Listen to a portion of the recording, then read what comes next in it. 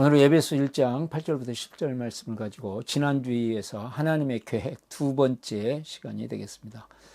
오늘 말씀은 이제 가정, 또 목장, 교회, 공동체 중심으로 에베소 1장 8절부터 10절 말씀을 생각해 보도록 하겠습니다. 제가 한 주간 동안 보내면서 감사한 사람이 참 많습니다. 우리 가족들도 감사하고 또 같이 사역하시는 분들도 감사하고 늘 격려해 주시고 위로해 주시는 분도 감사하고 같이 감사 나눔을 해 주시는 분들도 감사하고 또 같이 맨발 걷기를 하면서 만나는 반가운 분들 참 감사하고 늘 반갑게 인사해 주는 우리 청소해주시는 또 아파트 청소하시는 권사님도 감사하고 다양하게 감사한 사람이 많습니다. 그 중에서 오늘 감사한 사람 한 사람을 좀 나누고 싶은 분은 이제 복음으로 초대의 삶, 제가 이제 새가족반 책을 가지고 세미나를 했습니다. 그런데 거기에서 이제 복음이 얼마나 중요한가, 이 복음으로 우리의 모든 삶이 이루어져야 한다는 이런 말씀들을 서로 나누었는데, 목사님께서 참 한 목사님 몇 분께서 지금까지 내가 목회를 정말 중요한 것을 놓치고 지금까지 해왔던 것 같다. 또 나눔식 상공부, 또 1:1 이렇게 양육, 이런 것들에 대해서 인도자, 또 참여자 이런 형식이 아닌 이렇게 가르치기만 하려고 했던 이 모든 것들이 참 많은 부분에서 이 부분을 깨닫지 못해서 참 우리 성도들에게 풍성한 영적인 공급이 이루어져야 되는데 그렇지 못했던 것 같다 하는 그런 말씀을 해주셔서 참 하나님께서 저에게 깨닫게 하시고 귀한 목사님들을 섬길 수 있는 것에 대한 격려를 받게 해주셔서 참 감사했습니다. 뭐 누가 크게 알아주진 않지만 그럼에도 불구하고 이 일을 계속 기쁨 속에서 해나갈 수 있는 힘을 얻었습니다. 우리의 작은 한마디의 격려가 다른 사람이 큰 용기와 위로를 주는 경우를 볼 수 있습니다. 우리 성령님은 위로와 격려를 주시는 분이시기 때문에 성령의 인도하심을 받아서 우리가 늘 격려하고 위로해 주는 그런 하나님의 사람들이 되어야 한다 하는 생각을 하게 됩니다. 하나님께서는 가정과 목장과 교회가 사랑으로 가득한 가정, 가득한 목장, 사랑이 가득한 교회가 되기를 원하십니다. 또 사회도 정말 하나님의 사랑이 듬뿍 가득 찬 그런 사회가 되기를 원하십니다. 또 우리 자연 환경에 대해서도 자연 환경이 정말 회복되어지고 참 서로 자연이 조화를 이루면서 살아가기를 원하십니다. 그럼에도 불구하고 우리가 가정에서 많은 도움을 받고 살지만 또한 상처가 또 많은 경우들이 있습니다. 제가 이렇게 가슴 아픈 상처를 안고 사는 사람들을 보면 가정에서가 제일 많고 또 책들도 그런 얘기들을 하고 있습니다. 또 목장과 교회 생활을 하면서 좀 많은 도움을 받고 있으면서도 또 실망하는 경우들이 상당히 많은 것 같습니다. 오랫동안 예수님을 믿었던 사람들을 구성된 신앙의 가정임에도 불구하고 기쁨과 행복이 이렇게 넘치지 못하고 좀 서로가 반목하고 이렇게 살아가는 경우들이 일어나기도 합니다. 그럼 왜 이런 일이 발생할까요? 또 이런 일이 발생할 때 이제 해결하기 위해서 이제 보통 이렇게 제시되는 것들이 자기를 존중해라, 자기 감정에 충실해라, 또 상대방을 늘 배려하는 마음을 가져라, 또 상담을 받아야 된다 등등 여러 가지 해결책을 이렇게 제시하고 있습니다. 오늘 본문 말씀을 통해서 하나님께서는 우리에게 정말 사랑과 생명이 넘치는 공동체가 되기 위해서는 어떻게 해야 될 것인지 이렇게 말씀하고 계시는데 그것을 생각해 보도록 하겠습니다. 오늘 말씀의 주제는 하나님의 계획은 영향력 있는 그리스도의 공동체이다. 하나님께서 계획을 세우셨는데 그 계획의 핵심에 뭐가 있냐면 영향력 있는 그리스도의 공동체, 그리스도의 공동체가 되어서 서로 좋은 선한 생명의 영향을 주고받고 또한 사회와 또 자연 환경에 이르기까지 온 우주 만물에 이제 이 사랑과 생명의 영향을 주면서 살기를 원하십니다. 그래서 하나님께서는 이러한 공동체 안에 하나님의 사랑과 지혜와 능력을 부어주시고 그것이 흘러 넘쳐서 또 주위에 있는 많은 사람들에게 또 모든 삶의 구조에게까지 또 법에, 교육에, 또 문화에 이러한 영향력을 끼치기를 원하시고 자연 세계까지 이것이 확대되기를 원하십니다. 자, 8절 말씀을 보시면 하나님은 우리에게 모든 지혜와 총명을 넘치게 주셔서, 하나님께서 우리 했을 때 우리는 지금 바울 사도를 포함한 에베소 교회, 특별히 에베소 교회를 염두에 두고 하신 말씀이라고 생각합니다. 하나님의 자녀 공동체에게 하나님께서 은혜를 부어주신다. 하나님께서는 하나님의 가정, 하나님의 교회에 하나님의 지혜와 총명을 부어주십니다. 왜냐하면 하나님의 마음은 공동체에 가 있기 때문에 그렇습니다. 왜 하나님은 이렇게 공동체를 중요하게 생각하실까요? 하나님은 삼위일체 하나님이십니다. 그렇기 때문에 하나님의 존재하시는 이 양태, 존재하시는 모습, 존재 스타일이 뭐냐면 공동체이시기 그랬습니다. 하나님, 삼위일체 하나님은 사랑의 끈으로 완벽한 공동체를 이루어서 일체이십니다. 그러면서도 삼위이기시 때문에 이제 구분되시면 그런 하나님이세요. 그래서 하나님께서는 이 땅에 있는 공동체에게 하나님, 삼위일체 하나님이 누리고 계시는 사랑과 생명을 부어주셔서 그 공동체가 사랑의 공동체, 사랑의 가정, 사랑의 목장, 사랑의 교회가 되기를 원하시고 그 공동체들을 통해서 사회가 사랑과 생명이 넘치는 그러한 사회로 변화되기를 원하시고 사회의 모든 문화, 또 교육, 정치, 모든 시스템 다 사랑과 생명의 그런 시스템으로 그런 구조로 변화되기를 원하십니다. 그래서 하나님께서는 이 일을 위해서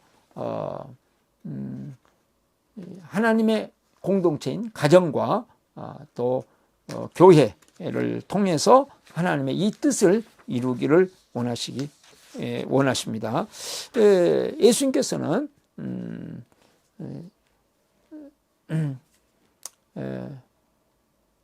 하나님의 뜻을 이루기 위해서 이 땅에 오셨다 그렇게 말씀을 하셨습니다. 그러나 예수님이 승천하신 뒤에는 하나님께서 그리스도의 몸인 교회를 통해서 그리스도의 몸인 가정들을 통해서 이게 하나님의 뜻을 이루어 가십니다. 그러므로 하나님께서는 그리스도의 몸인 교회에 그리스도인들로 구성된 이 가정에 하나님의 생각을 부으시고 아이디어를 부으시고 지혜를 부으시고 능력을 부으셔서 하나님의 계획을 알게 하시고 하나님의 계획을 이 귀한 공동체를 통해서 이루어 가신다는, 그러므로 하나님의 나라는 이 공동체를 통해서 이루어진다는 말씀이 되겠습니다. 9절 말씀을 보시죠. 그리스도 안에서 미리 세우신 하나님이 기뻐하시는 뜻을 따라 하나님의 신비한 뜻을 우리에게 알려주셨습니다. 하나님께서 이미 세우신 계획이 있다 이렇게 말씀을 하셨습니다. 이 계획을 세우시면서 하나님께서는 매우 기뻐하셨다. 그래서 무엇입니까? 기뻐하시는 뜻을 따라. 그러니까 그리스도의 몸을 통해서 세상을 변화시키고 세상을 새롭게 하는 것이 이게 하나님께서 기뻐하신 뜻입니다. 우리가 요한복음 3장 10절 하나님께서 세상을 이처럼 사랑하셔서 이제 독생자 외아들이신 예수님을 이 땅에 보내주시고 예수님을 통해서 이제 영생을 얻게 하시고 하나님의 나라를 이루도록 하셨습니다. 그것이 이제는 그리스도의 몸인 교회, 그리스도의 몸인 이제 가정 공동체를 통하여 신자 공동체를 통하여서 이 일을 이루신데 하나님께서는 이 그리스도의 몸인 가정, 그리스도의 공동체를 통해서 이제 이 사회를 변화시키시고 세상을 변화시키시고 자연 만물까지 완전히 변화시키시는 것이 하나님의 뜻이요, 하나님의 기쁨이요, 하나님의 행복이요, 그것이 하나님의 계획의 중심에 있다, 이 말씀이 되겠습니다. 그래서 정말로 그리스도의 몸인 교회를 통해서 이런 사회뿐만 아니라 자연 만물에까지 사랑과 생명이 충만한 자연으로 회복되기를 원하고 계십니다. 10절 말씀, 하나님의 계획은 때가 차면 하늘과 땅에 있는 모든 것을 그리스도 안에서 그분을 머리로 하여 통일시키는 것입니다. 때가 차면 것입니다. 공동체를 통해서 하나님의 계획을 이루어 가시는데 하나님의 시간표가 있다 그렇습니다. 나의 시간표가 아닙니다. 우리의 시간표가 아닙니다. 세상 사람들의 시간표가 아닙니다. 그래서 누가 원한다고 돼서 이루어지는 것은 아닙니다. 하나님께서는 하나님의 영원한 시간표 안에서 하나님의 영원한 이 계획을 이루어 가십니다. 그렇기 때문에 우리 편에서는 오해할 수도 있습니다. 이것이 하나님의 뜻인데 왜 이루어지지 않습니까? 그래서 답답해 할 수도 있습니다. 그렇기 때문에 우리 공동체가 그리스도의 몸인 공동체가 그리스도의 공동체가 반드시 소유해야 될 것들이 있는데 서로 힘을 합해서 인내를 해야 된다. 인내가 필수입니다. 왜냐하면 우리의 바람, 우리의 어떤 지혜로 이루어지는 것이 아니고 하나님의 지혜 속에서 이 일이 이루어지기 때문에 그렇습니다. 자, 영적인 세계, 인간 세계, 자연 세계까지 모두 다 하나님의 사랑으로 하나님의 생명으로 지금 새롭게 되기를 원하시는데 하나님께서는 하나님의 은혜로 이것을 새롭게 하시고 하나님의 지혜로 이것을 새롭게 하시고 하나님의 능력으로 이렇게 새롭게 하십니다. 그러므로 우리 모든 공동체, 가정이든지 목자인의 교회는 역사적인 사명을 가지고 있습니다.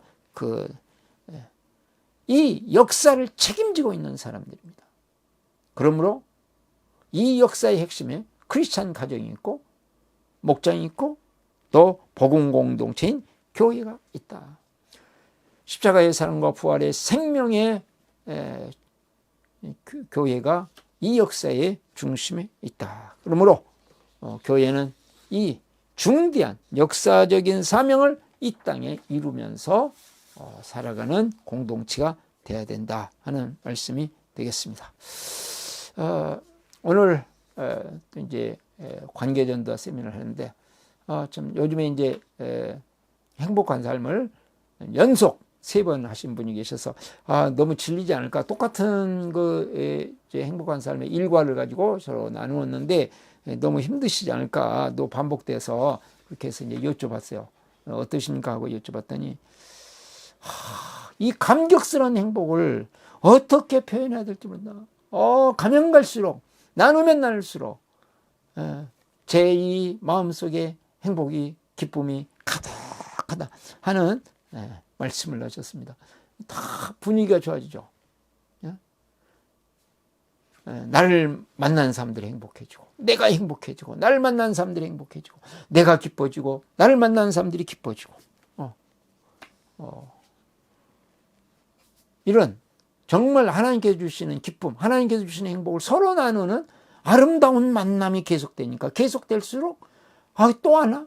이게 또 해? 그게 아니고 그 안에서 막 더 확대되고 더 풍성해지고 만나면 만날수록 풍성해지고 그리스도의 몸의 특징, 그리스도의 공동체의 특징, 사랑을 나누면 나눌수록, 은혜를 나누면 나눌수록, 위로를 나누면 나눌수록, 행복을 나누면 나눌수록, 기쁨을 나누면 나눌수록 점점 풍성해져서 차고 넘치는 것이죠. 그러면 왜 우리는 영향력 있는 그리스도의 몸을 이루지 못하면 살아갈까요? 가장 그리스도의 영향력 있는 그리스도의 공동체를 이루지 못하게 하는 장애물은 무엇일까 하는 말씀입니다. 그것은 자기 계획을 우선하기 때문입니다. 우리는 신앙을 오해합니다. 신앙이라는 것은 하나님의 계획을 이루는 삶이 신앙생활입니다. 그런데 사람들은 자기의 계획을 이루기 위해서 하나님을 조력자로 생각하는 경향이 참 많습니다. 하나님이 목적이 아니고 수단입니다. 하나님의 나라가 목적이 아니고 하나님의 나라를 수단화하는 것이죠. 그럼 왜 우리가 그럴까요? 그것은 탐욕 때문입니다. 탐욕이 얼마나 큰지 뭐 다른 것들은 말할 것도 없고, 뭐 사람을 내 욕망을 이루는 수단으로, 아내를 내 욕망을 이루는 수단으로, 남편을 내 욕망을 이루는 수단으로, 교인을 내 욕망을 이루는 수단으로, 목사를 내 욕망을 이루는 수단으로, 자녀들을 내 욕망을 이루는 수단으로, 부모를 내 욕망을 이루는 수단으로. 그 욕망을 이루는 수단이 되어지지 않으면, 능력 있는 수단이 되어지지 않으면 불평하고 원망하고, 주로 지금 우리의 삶은 다 그렇고 있습니다. 그래서 그것이 이제 점점 확대돼서 하나님도, 전지전능하신 하나님, 창조주신 하나님, 역사의 주관자신 하나님, 심판장이신 하나님이라고 교리는 알고 있음에도 불구하고 나의 욕망을 성취하기 위한 하나의 수단화로 신앙을 이용하려고 하는 이 강한 마음이 누구에게나 인간의 깊은 내면 속에 자리 잡고 있습니다. 그러나 우리가 자기의 계획을 이룬 수단으로 하나님과 관계를 맺으면 하나님께서 주시고자 하는 놀랍고 풍성한 은혜가, 지혜가, 총명이, 생명이, 능력이 막혀버립니다. 흘러들어오지 않습니다. 그런 자기의 욕망을 추구하는 삶이 외적으로 설령 화려할지는 모르겠지만 깊은 사랑이 하나님의 어루만지시는 은혜가 내 영혼을 적시지 못해서 채워지지 않는 욕망으로 계속 고민하고 분노하고 스트레스 쌓이면서 살아갑니다. 그래서 하나님께서 주시는 저 부활의 엄청난 영광의 세계, 태양처럼 빛나는 저 영광의 세계가 보여지지가 않습니다. 그래서 이 세상의 영광을 쫓아서 인생을 낭비하면서 살아갈 수밖에 없게 됩니다.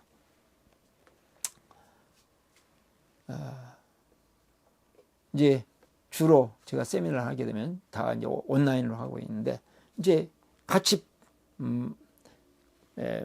바로 앞에서 쳐다보고 있어도 사람이 뭐 식곤증에 졸기도 하고, 뭐 너무 피곤하기 때문에 졸기도 하고 당연한 것입니다. 저는 잘 조는 사람이기 때문에. 근데 온라인으로 하면서도 는 이제 더 잘 졸 수가 있죠. 아무래도 바로 앞에 있는 게 아니니까. 그럼에도 불구하고 이렇게 꾸벅꾸벅 졸고 있고 눈 감고 있고 그런 사람을 보면 저도 모르게 제 마음속에 저 사람이 참 이 중요한 것을 이야기하는데 도대체 생각이 있는가요 없는가요, 그런 생각이 금방 이렇게 들어옵니다.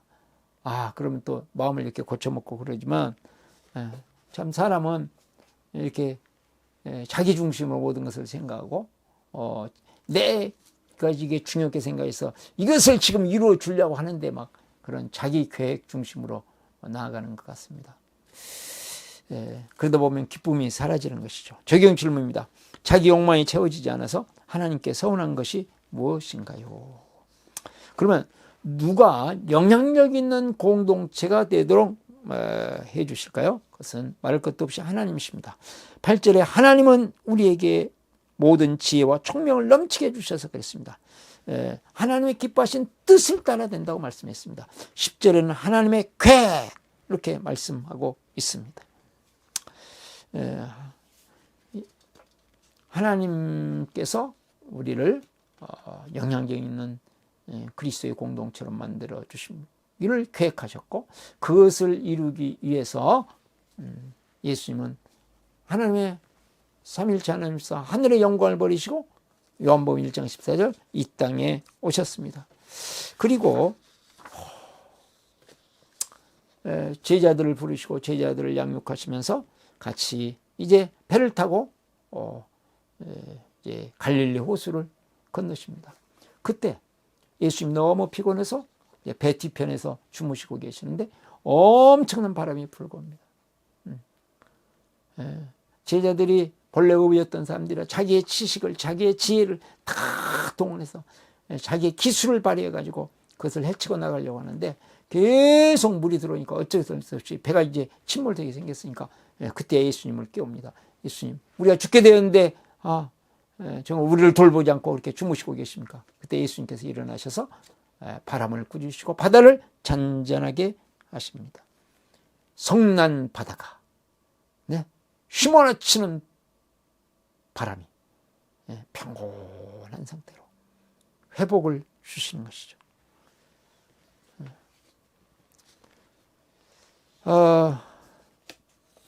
하나님의 계획보다는 자기의 욕망, 자기의 뜻을 이루기에 바쁜 사람들이 예수님 시대 당시에도 있었습니다.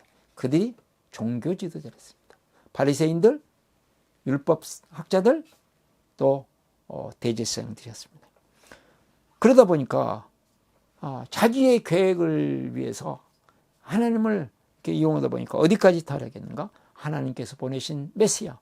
그들이 그렇게 기다렸건만 메시아가 오셨을 때, 그리스도가 오셨을 때, 하나님의 아들 오셨을 때 하나님의 이름으로 그 메시아를 처단하는 영적 무지 중에 무지로 빠져듭니다. 하나님의 지혜가 전혀 없기 때문에 스스로는 지혜롭다고 생각하고 경건하다고 생각했지만 예수님을 이제 처단하는 그런 자리까지 이르릅니다. 예수님께서는 이들에게 의해서 결국 사형 선고를 받으시고 또 이방인인 빌라도 법정에 가서도 사형 선고를 받으시고 침뱉음을 당하시고 가시면류관을 쓰시고 그 다음에 골고다의 언덕길을 이제 아침 일찍 오르십니다. 무거운 십자가를 지고 그 무거운 십자가는 예수님의 십자가가 아니고 우리의 죄의 십자가요, 우리의 저주의 십자가요, 연약함의 십자가요, 자기 계획을 우선시하는 허물의 십자가요, 탐욕의 허물의 십자가 있습니다. 그 무거운 십자가를 지고 골고다 언덕을 오르시고 십자가에 오르셔서 양손과 양발에 피를 흘리시고 결국은 라마 사박다니 나의 하나님 어찌하여 나를 버리셨습니까? 하나님, 나의 아버지신 하나님, 온 우주 만물을 창조하신 하나님, 구원하시는 하나님, 그러나 어찌하여 나를 버리시나이까? 그렇게 버림을 받으시는 위치까지 완전히 자기를 내려놓습니다. 예수님은 겟세마네 동산에서도 자신의 뜻을 내려놓으셨고 십자가 위에서 하나님으로부터 완전히 버립니다. 자기의 모든 명예, 자신의 모든 계획, 자신의 생각, 경험, 자신의 욕망 모든 것들을 내려놓고 우리를 대신해서 십자가에 죽어주신 것입니다. 그리고 마지막에는 결국 물과 피를 다 모든 것을 주시면서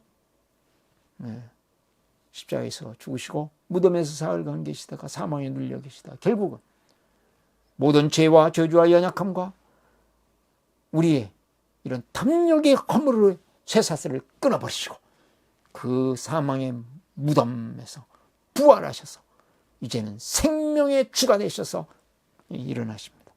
그리고 성령님으로 우리와 함께 하시면서 우리와 안에 계시면서 우리에게 이제는 하나님의 계획을 볼 수 있는 지혜를 부어주시고 하나님의 계획을 이룰 수 있는 능력을 부여해 주시고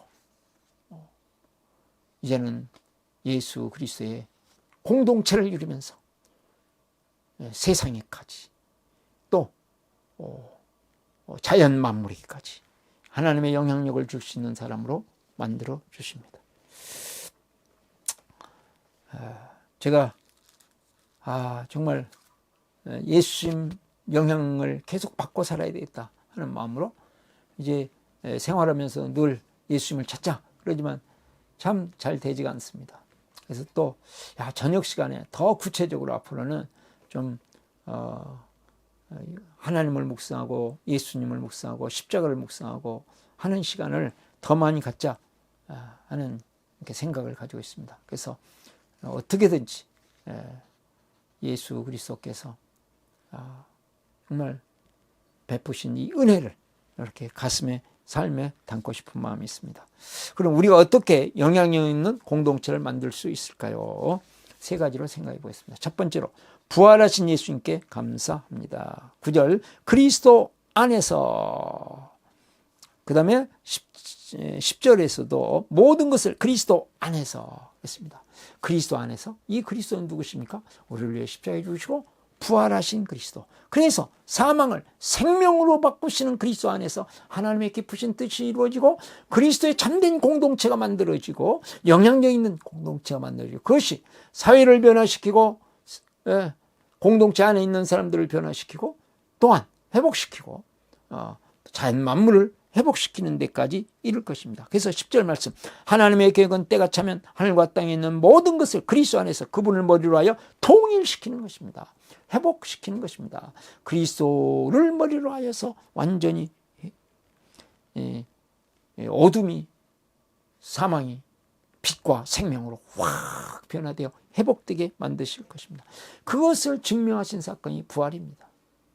예수님이 십자가에 죽으신 다음에 이제 부활에 이렇게 얘기가 있어도 사람들이 믿지를 못하고 이제 어떤 제자 둘이서 엠마오를 향해서 쭉 길을 가고 있습니다. 실망하고 참된 메시아인 줄 아는데 참 어떻게 된 것인지 우리의 기대와는 다르다. 그리고 실망하고 할 때 예수님께서 같이 동행하시면서 대화를 나누십니다. 그리고는 결국 예수님께서 구약 성경 전체를 들어서 말씀하시면서 그리스도가 메시아가 이 땅에 와서 십자가에 죽을 것이고 부활하신 것이 이렇게 기록되어 있지 않냐. 그러면서 그 마음을 열어주시니까 이들이 변화되어져서 이제 다시금 사도들이 예수님의 제자들이 있는 곳으로 찾아와서 같이 함께 공동체를 이루면서 부활하신 예수님을 말미암아서 이제는 이 복음을 전하는 부활의 증인들로 살아가게 되는 것을 봅니다. 엊그제 이제 전화를 받고 한 분을 찾아갔습니다. 제가 한 아파트에서 주공일단지에서 16년 동안 복도식이었는데 바로 이웃 한 집 건너서 그 다음에 이웃으로 16년을 같이 사셨던 분입니다. 예수님을 안 믿는 가정이었고 그러니까 그 가정들을 위해서 참 기도도 많이 하고 또 여러 가지로 섬기도 하고 모임도 이렇게 만들어 보고 다양한 것을 시도했으나 잘 이루어지지 않았어요. 오랜 기간 기도하고 섬겼음에도 불구하고 잘 이루어지지 않았었는데 며느리가 우리가 이제 이사 온 다음에 교회를 나오게 됐고 그 다음에 그래도 또 벌써 20년이 넘는 세월이 흐른 다음에 이제 이분이 넘어지셔가지고 고관절이 부러지고 그런데 기적적으로 다시 걷게 되셨고 또 한 2개월 있다가 심근경색 쓰러지시고 그래서 장례 오늘 저녁이라도 장례를 친다면 전혀 이상할 것이 없다 이렇게 이야기했음에도 불구하고 또 이렇게 회복되셔가지고 이제 예수님을 믿게 되고 그래서 가서 이제 기도해드리고 다시 복음을 점검하고 이렇게 같이 대화를 나누고 이러면서 예수님을 계속 고백하며 사시도록 했습니다. 우리에게 부활하신 예수님이 계시다는 것 얼마나 감사한지. 이 땅에 언젠가는 우리는 이 세상을 떠나야 될 사람인데 부활하신 예수님 우리와 함께 하시고 오늘의 삶에서 사망의 세력을 잠재우시고 인간 세계에 우리의 삶에 우리의 인생에 또한 모든 사람들과의 공동체 가정과 교회 안에 또 사회 속에 온 자연 만물에까지 부활의 능력으로 부활의 역사를 이루어 주십니다. 그러면 우리가 적용 질문입니다. 우리 공동체를 위해 항상 기도할 제목은 무엇인가요? 하는 것입니다. 이제 두 번째, 탐욕스러운 사람을 불쌍히 여깁니다. 그래서요.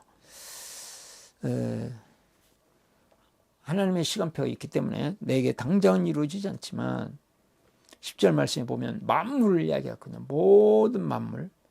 그것은 내가 이제는 다른 사람에게 또 공동체에 영향을 주고 그 다음에 이 그리스도 안에서의 영향력이 이제는 사회 그 다음에 만물로 갑니다. 그러니까 나 다음에 첫 관문이 내 주위에 있는 탐욕스러운 사람입니다. 이런 사람에게 나에게서 탐욕을 제거해야 될 뿐만 아니라 내 주위에 탐욕스러운 사람들이 있을 때 그들을 정죄하지 않고 우리 하나님께서 우리에게 은혜를 베푸시고 예수님이 우리의 탐욕의 문제를 해결하기 위해서 십자가에 죽으신 것처럼 우리는 가정 안에서, 목장 안에서, 교회 안에서, 직장 안에서 탐욕스러운 사람들을 볼 때 정죄하지 않고 그들을 주님의 심정으로, 십자가를 지는 심정으로 그들을 위해서 우리가 기도해주고 섬기고 그러며 사는 것이죠. 그래서 누가 내 주위에 우리의 공동체 안에서 탐욕스러운 사람인가, 그 사람 때문에 공동체가 깨어지거든요. 그러므로 그 사람을 섬기는 것이죠. 제가 이렇게 생활하다 보면 깜짝 놀랄 만한 어떻게 저럴 수가 있지 하는 지도자들을 이렇게 종종 보게 돼요. 또 만나게 돼요. 그럴 때마다 잘 되지는 않지만 제가 계속 구합니다. 주님, 불쌍히 여기는 마음을 주시옵소서. 어느 때는 막 실망하고 또 욕하기도 하고 그랬다가도 다시금 주님, 저에게 불쌍히 여기는 마음을 주시옵소서. 리더가 되어가지고 그렇게 살아갈 때 얼마나 힘들겠습니까? 불쌍히 여기는 마음을 주시옵소서. 기도합니다. 적용 질문입니다. 한 주간 동안 어떤 분을 섬길 것인가요? 누구를 섬길지 한번 찾아보시고 섬겨주시면 감사하겠습니다. 세 번째로 공동체 리더를 섬깁니다. 공동체가 영향력 있는 공동체가 되는데 모두가 다 중요합니다. 그러나 특별히 리더가 역할이 중요합니다. 그래서 공동체가 정말 영향력 있는 그리스도의 공동체가 되도록 하기 위해서 우리는 어느 공동체든지 어느 모임이든지 영향력을 제일 많이 끼치는 그 사람을 위해서 기도합니다. 그래서 성경에서 왕을 위해서 기도하라 이렇게 말씀하고 있지 않습니까? 그러니까 지도자들을 위해서 기도해야 된다. 그래서 돕는 기도를 하고 또 필요하면 지도자들에게, 리더에게, 공동체 리더에게 감사의 편지와 선물도 주기로 하고, 또는 내가 동역자가 되어서 위로해주고 격려해주고 그러면서 동역자로 헌신하는 그런 일들이 리더를 이렇게 섬기는 것이 되겠죠. 그래서 저는 제가 섬기는 가정교회 사역원 리더들을 위해서 매일 새벽마다 기도합니다. 다른 걸 뭐 잘 섬기지 못할지라도 그분들을 위해서 끊임없이 기도해요. 또 잘 되지는 않지만 감사하려고 참 노력을 합니다. 적용 질문입니다. 누구에게 감사를 표현할 것인가요? 하나님께서는 우리가 탐욕을 이기고 자기 계획을 이루는 수단으로 하나님을 사용하는 것을 뛰어넘어서 이제는 영향력 있는 공동체를 이루며 살기를 원하십니다. 예수님은 이 일을 위해 십자가에 주시고 부활하셨고, 성령님은 오늘도 우리의 가정, 우리 직장, 우리가 속한 교회 공동체 안에서 이 일을 이루어 가십니다. 한 주간 동안 성령님으로 말미암아서 우리의 가정이, 우리가 속한 직장이, 우리가 속한 교회가, 목장이 더 새로워지는 은혜를 경험하시는 복된 한 주간이 되시기를 바랍니다. 오신 기도하시겠습니다. 나는 죽었습니다. 제가 주인이 아니고 예수님이 저의 주인이십니다. 예수님은 십자가에서 죽으시고 부활하셨습니다. 부활하신 예수님을 가슴으로 만나서 따라가며 간증합니다. 사랑하는 가족과 함께 영광스러운 승리를 노래합니다. 기도하겠습니다. 살아계시고 은혜 많으신 하나님 아버지, 영향력 있는 공동체가 되어 이제 사회에, 세상에, 또 자연 만물에까지 이 예수 그리스도를 통해 주시는 하나님의 회복이, 하나님의 생명이 정말 이루어지기를 소원합니다. 이 일을 이루기 위해서 우리가 영향력 있는 공동체가 되는데 헌신하게 도와주시고 기도하게 도와주시고 성령님께서 우리를 사용하여 주셔서 우리의 가정이, 우리의 목장이, 우리의 교회가 영향력 있는 그리스도의 공동체가 되게 하여 주시옵소서. 예수 그리스도의 이름으로 기도드리옵나이다. 아멘.